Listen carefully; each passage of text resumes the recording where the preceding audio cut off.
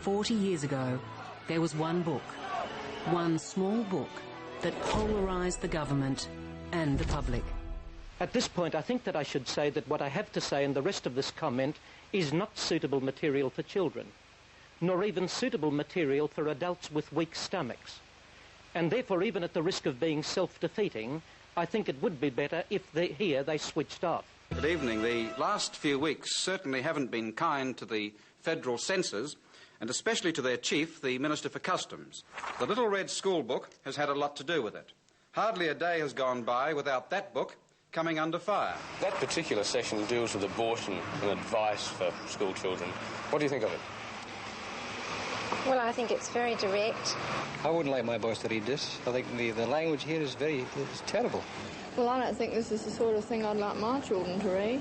I wouldn't like my daughter to read it because it's common. I feel the whole book is so irresponsible in that most of it is based on lies and half-lies. They're asking children to build up a whole philosophy of life on untruths.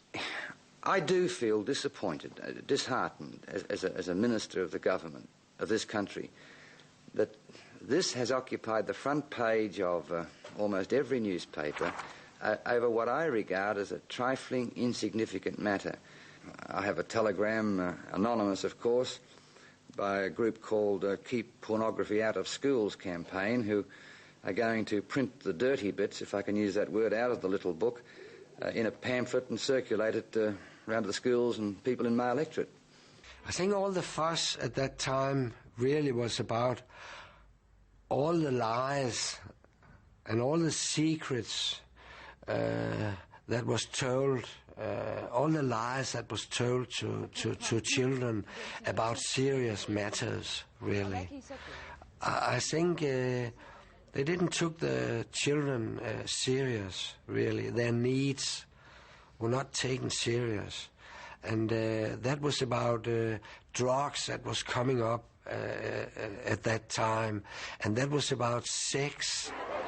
To illustrate our confused attitudes to sex, the simple instructional films from overseas, which these 8 to 12-year-old children see, cannot be shown by a ruling of the censor.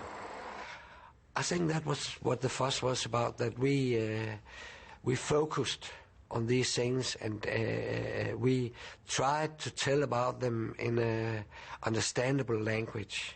Section on sex, because I don't think there's any need for her to meet these words. One or two of those words, or one of them in particular, I met for the first time only the other day, and I don't really see any need for me to have known it. And I think that young girls may be upset about it, may inquire further, and find out things which really probably won't enter their lives at all. I may say that the very worst advice that one could give to one's children would be, you must not read this book. I have told my children that there's not the slightest necessity to snigger about it in corners or to read it under the desk. By all means, let them read it. We'll discuss it together. Oh, some boys, they wouldn't even know what masturbation was, would they? Let alone to introduce them to techniques they may never have thought of in 1,000 years. Yes, I do, because I think children are terribly inquisitive about things they don't know anything about. And a child that didn't know what masturbating was, and his parents weren't prepared to tell him, would go and find out then, probably from other boys or people at school, perhaps, and get quite the wrong slant on it altogether. You've got to remember the context of the time when, instead of sniffer dogs at airports hunting for drugs, we had customs officials going through one's luggage looking for copies of The Group by Mary McCarthy or a D.H. Lawrence novel, and the censors would go into total conniptions. It was a sense of puritanism, a sense of prohibition that was in the air. We have in this country strict laws concerning the importation of animals, birds, and even plants, in order that physical disease of the body may not be brought in. We're very particular about these germs being brought in. In the same way, we are justified, I think, in having strict laws concerning the importation of what I'd call moral germs, leading to disease of the mind and the soul.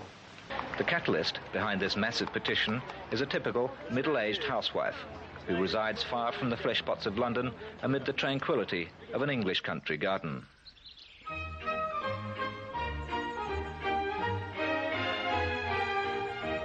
Mrs. Whitehouse hopes shortly to bring her crusade down under. This week, to the faithful on the other side of the globe, she gave this clarion call. Oh, well, if you take the last decade, and I mean, if I were able to say something to Australia, I would really say this. Do learn from our experience in Britain during this last decade. Sort of predicted that the likes of Mary Whitehouse might make noises. I'm not interested, and none of our people are interested, in turning the clock back. You know? But what I didn't predict was that the prosecution authorities would follow that through and launch a prosecution at that. Why Denmark? Why Copenhagen for the world centre of the pornography business? Why here, the place for old men's dreams and young men's fancies? Hamlet probably was the first juicy story to come from Denmark, until now.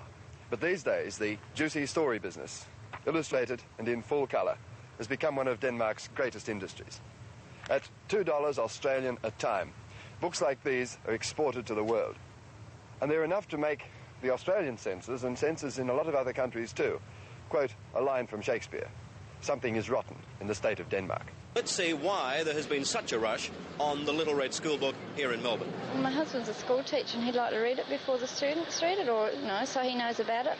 In Denmark and in other countries, I think the Greek publisher was jailed. I think it might have been when the military had the power. It discusses intercourse and petting, pornography, homosexuality, abortion, VD, methods of abortion. And this is one of the things that frankly has bothered me over the Little Red Schoolbook. Most of the letters I think I've received have said, look, we haven't read the book, but we've read the chapter on sex and that's enough. Well, I have read it all, and I have read it with my sixth form and with a group of 14-year-olds. They have condemned it 100%. But I don't think we knew that it would cause such a lot of trouble. And I think that moral pollution, as we said, is undermining and destroying the fabric of character in individuals and in countries. Were you surprised by the Puritan reaction to the Little Red Schoolbook? I was not surprised at it. In fact, I sweated 5 lonely weeks before I made my decision to release it. I released it for the reasons I've given, because I thought it was right. But as we were publishing, of course, we were then faced with an enormous amount of publicity and exposure. Megan, how many copies have you sold since the raid? Roughly 500. Have you had any more visits from the Vice Squad or the police at all? Only to deliver the summons for the court case next Thursday. The Little Red Schoolbook came along when we'd really been campaigning against censorship for a solid 2 years. And through those campaigns and through our explorations of sexuality, we also became aware how important it was to get basic information out to people. We ourselves had grown up. I'd grown up knowing almost nothing about sexuality. What were our motives in publishing it? Well, really it was, there were really political motives. They were anti-censorship motives. They were part of a broader set of political ideas that went through to everything, you know, from racism, sexism, anti-censorship, anti the use of authoritarian power to suppress ideas and even thoughts from being expressed, was really what we were about. Are you going to continue publishing Thor or Veronica? Well, it would be unwise for me to make a statement. I have said I've made no statement about the future, but I haven't said that I wouldn't. Wendy, for more than half your life, you've been a very public person, and you've always been prepared to support your beliefs with actions. Oh, yes. What gave you that sort of courage and strength? What I really wanted to get across was the issue of censorship and why I had done what I did. The other reasons would be political. You know, we should be trying to liberate society from oppression and from the authoritarianism of the state, the church, our parents, etc. But basically, I think it was an attention-getting device, which certainly worked.